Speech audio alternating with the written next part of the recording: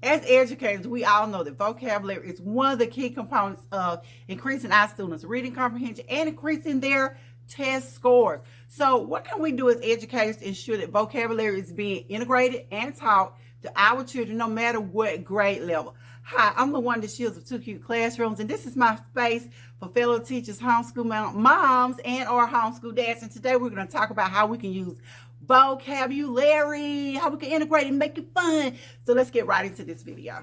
Let's not make learning vocabulary boring for your students or for yourself. Do not give your students a list of words and have them look them up online or in the dictionary. Do not give them a list of words with the definitions and not explain. Vocabulary should be integrated into the reading process, and there are plenty of fun ways to do just that.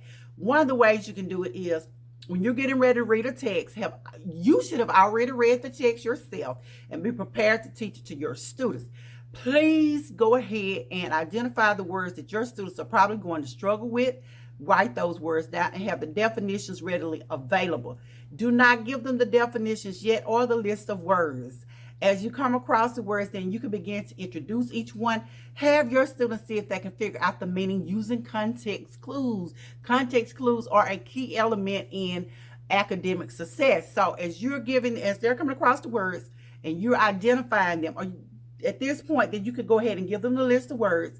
Leave the definition part blank. Have them fill them in as you go along. You will go ahead and discuss with them the actual definition. You know, they'll have their definition. You have them write it their way. And then you have the formal definitions that they're going to see on state tests or in tests that are in your classroom. Okay, well, that's one way. Another way is to use vocabulary games. One of the games I really like to use with my students was bingo.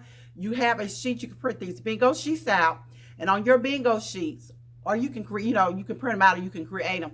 Go ahead and each blank, write either you have your definitions or either the words. And what your student is going to do, as you call out the definition or the word, they will take their little chip and place those on top of that. This is an activity that will really get them having fun in class and learning their definitions. And please have prizes ready for those that win, because your students want goodies. I don't care if they're elementary or high school. Another great game for learning vocabulary is Scoot. When you use a Scoot game, you get your students up and moving and you get them learning at the same time. And which one of our students don't want to get up and move around? Because let's be honest, we want to move around ourselves. So when you do this, what I used to do was tape the words on the desk, and the students would rotate around the room, around the various desks, and write the definitions. And I had used a timer that had so many minutes at each spot in which to do the definitions. And I always like to do my games on Wednesday, so this gave my students enough fair warning to have studied their words. Hi guys, before I go any further into this video, be sure to give this video a like, a thumbs up, to subscribe, and to follow me for more fun ideas and tips. Back to the video. The game that I like to use was a simple game of matching. It's almost like Go Fish. So you have one deck of cards with the definition and one deck of cards with the words. Your students would match the words to the cards. This is a simple game that they can do individually or in groups.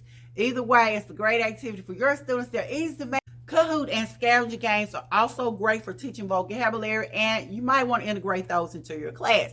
Another way that you get the vocabulary going, oldie but goodie, is to use word walls. You can use the traditional word walls where you just have the alphabets lined up and then you put each new word under the alphabet. You can use the portable ones, which is when you use the trifold boards or some other way of locating or pinning the words up. It's not that way. It's not on your wall. It doesn't mess up your wall, and it's really easy to take care of. And they're movable because you have them on the trifold boards. I happen to like these because I can really damage a wall, and a lot of times our principals really don't like that. But again, the word walls, you can also do bulletin boards that contain the vocabulary.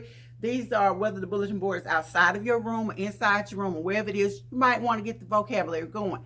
You can do words of the day, where you have, you've already given the student the word, and you've already given the students the list of the definition, and each day you would have a word of the day.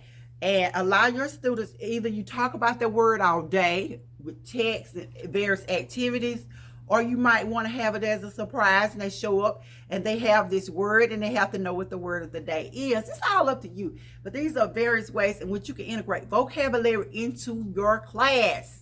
Other ways that you can incorporate the vocabulary are having your students create student dictionaries. These are dictionaries that they create on their own and they add in words as they find them.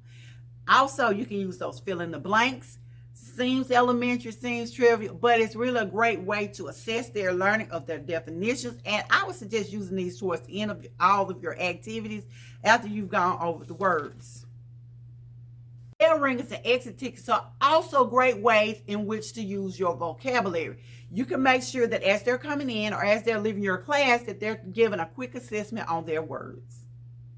Vocabulary is key. Again, this is Luana Shoes with Two Cute Classrooms. Talk to my fellow teachers, homeschool moms, and or homeschool dads about the ways in which we can incorporate vocabulary into our classrooms.